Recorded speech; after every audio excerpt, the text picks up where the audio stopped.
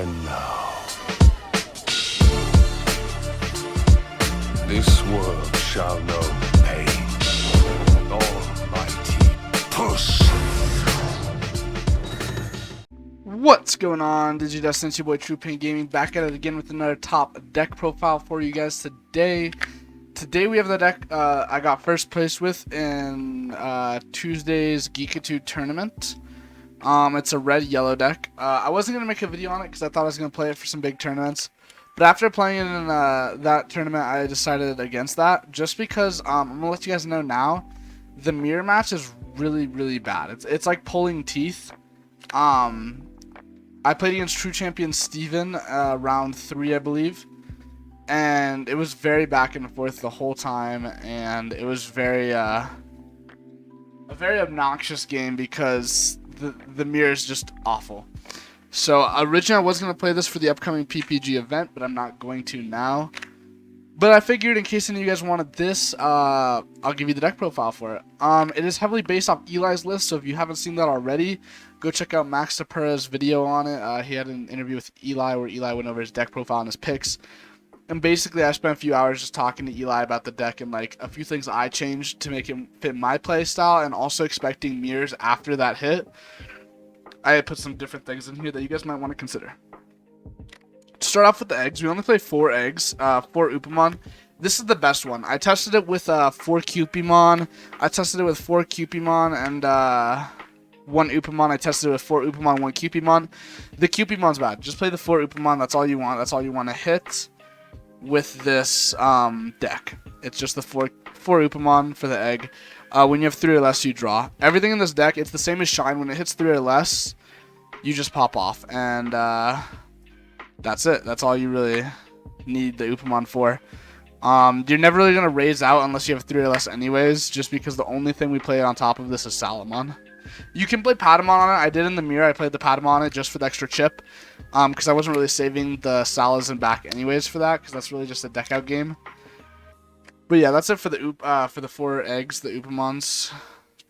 On to Tamers. So for the Tamers, we play 2 red tie. This makes our Gaia Force live, and it also lets our Digimon hit bigger numbers. The Salamon is the only thing I don't like hitting a bigger number, because sometimes it'll just live, and I'm like, well, that's unfortunate.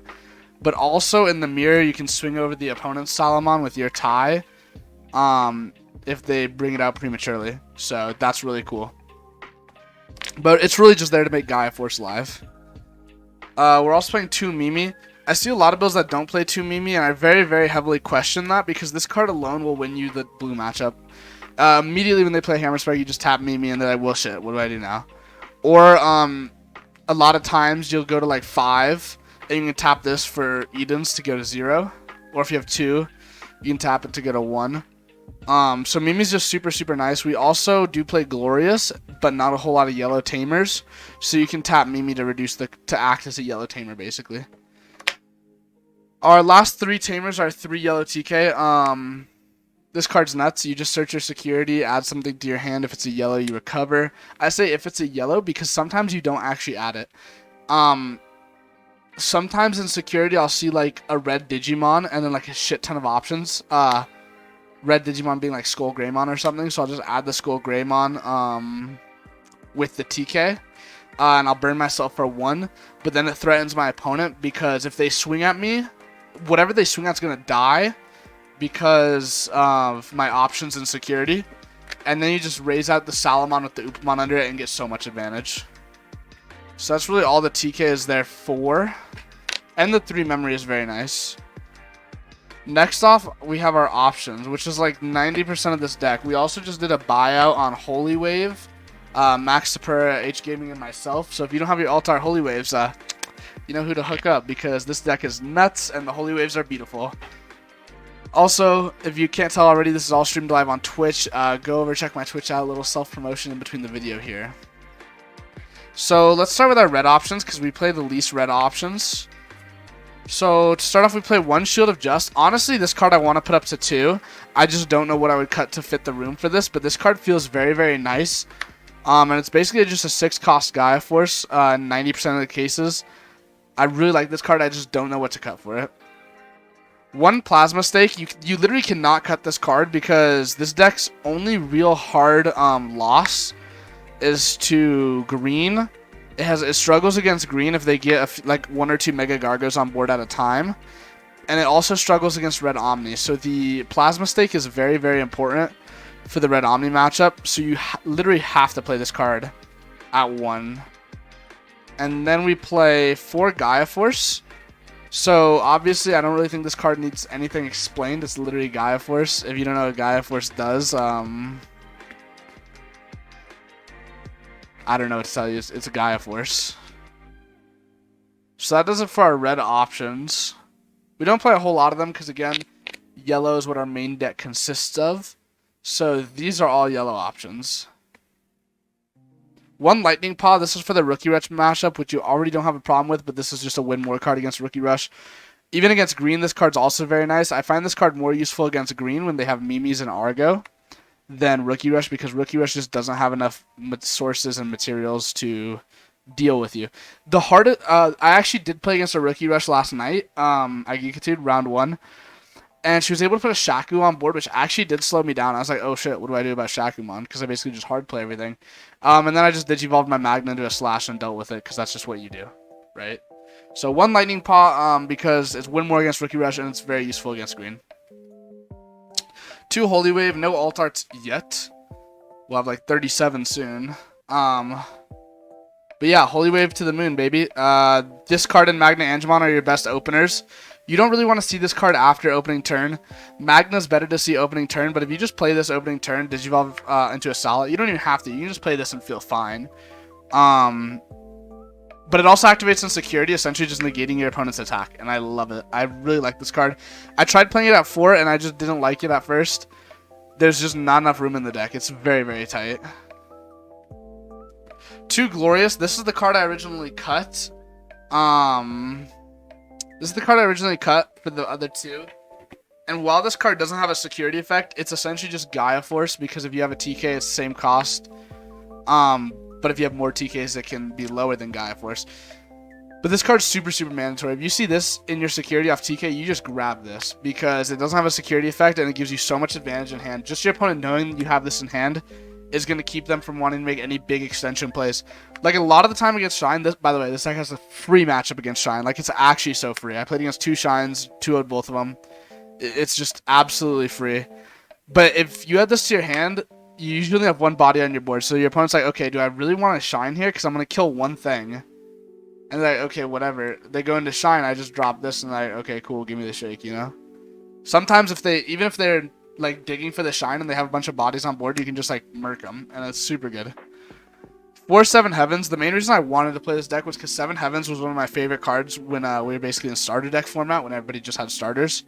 I really liked yellow because I really liked 7 Heavens during that time, and I like 7 Heavens again here. It feels like in this current format, in set 1.0, this card was doo-doo. Nothing attacked more than once except for Omni. In this format, I very much like 7 Heavens, because if I check it in security and my opponent's got like a Shine with 2 checks, or they have like an Omni on board, you can be like, okay, minus 10k.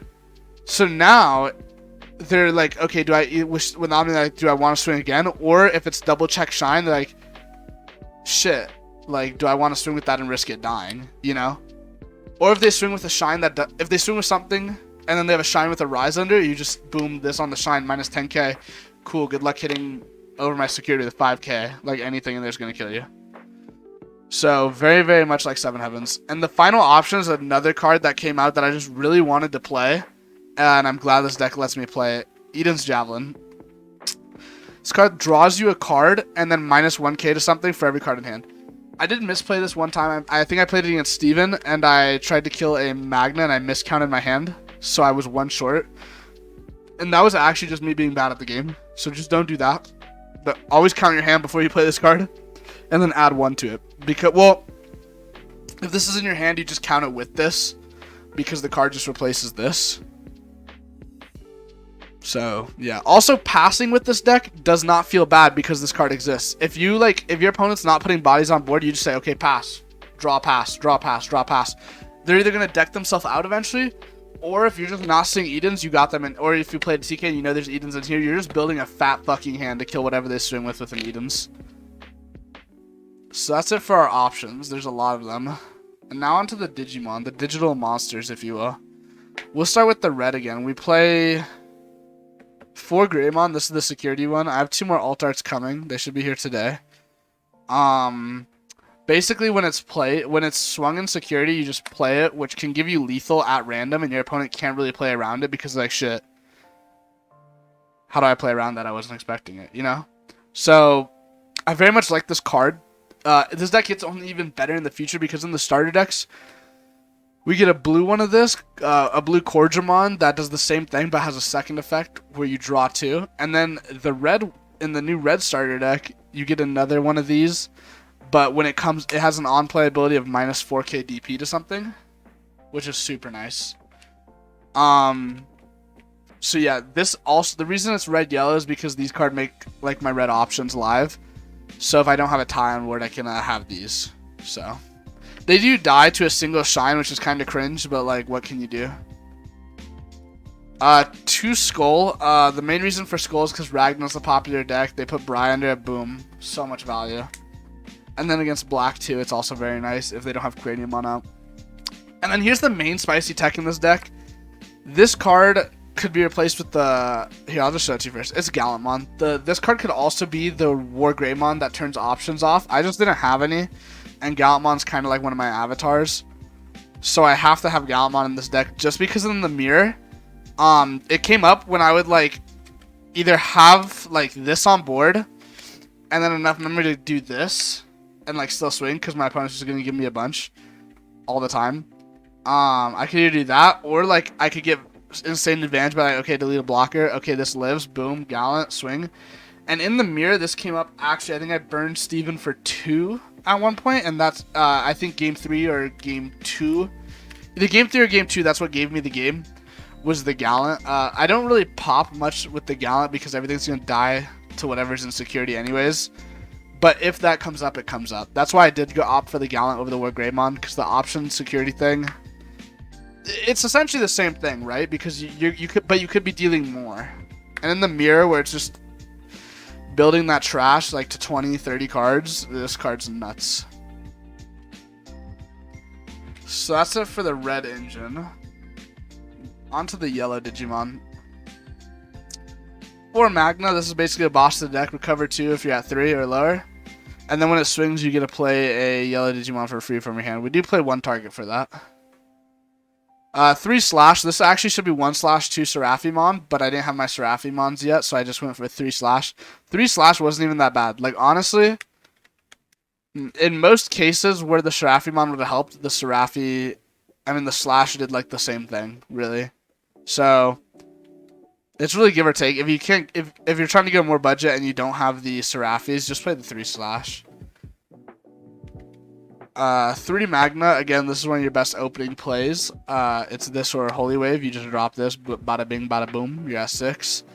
Not a whole lot to say about him. You can Digivolve on top of him for pretty PogChamp plays.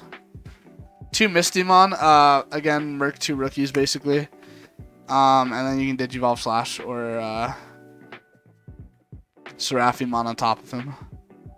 So this is our 1 target for the Magna. We play 1 Pata, right? Because if you drop him and you're at like 3, or you're at like, let's say you're at like, it doesn't matter how much you're at, okay? And he lives to your next turn, but because your opponent was swinging security. If you have 0 or 1 security, you swing, you drop the Pata, and now you recover another one. And this is free, so if you have another Magna in your hand, you just play that again and go back up to 3. Or 3 or 4. It's nuts. It's so good. So 1 promo Patamon, just for that combo. And then 4 of the only rookie you want to Digivolve Salamon. So Salamon, when you Digivolve him, you just want to keep him on your Upamon until you have the requirements for both met. So yeah, you'll like swing, drop the Upa, this dies, recover 1. It's nice. It is very nice. So that's it for the deck. This was my first place list in the Geekitude Locals tournament. Feel free to copy this list. I think this is probably the best build there is at the moment that I've seen. So Yeah, feel free to copy this list, play it in any tournaments you want. Don't really care. Huge shout out to Eli for making this monstrosity of a deck as popular as it is. So, thanks, Eli. Yeah, that's pretty much it. If you guys haven't already, go check out my Twitch, twitch.tv/TruePainGaming. Link in the description below. Everything is recorded live there. And you can watch me play, all of that. You can watch me just hang out with the boys. Anything you want me to do, I do on Twitch. So, yeah, like, subscribe, and, yeah, see you guys later. Peace.